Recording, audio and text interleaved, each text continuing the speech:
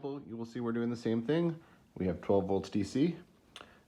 We have our amp meter showing about 35 milliamps. We have our 4 electrode setup with our 2 voltmeter electrodes in the center. Those are logging a voltage of about 2.2 volts. And the soil, as you can see, is quite waterlogged, quite wet.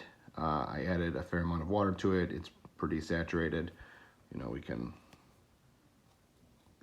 see it's pretty wet. So what we can do now is we can compute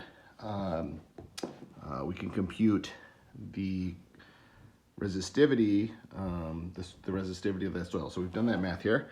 So this is the math here. So we have 2 volts.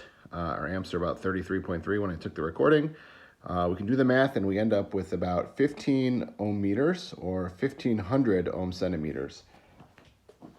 When we look at the NACE guide here, we can see 1500 comes in as moderately corrosive, which seems to line up with, I mean, I would say this is perhaps more than mildly, but you know, there's not I would suspect this is a very low salt soil because it's just topsoil from a houseplant.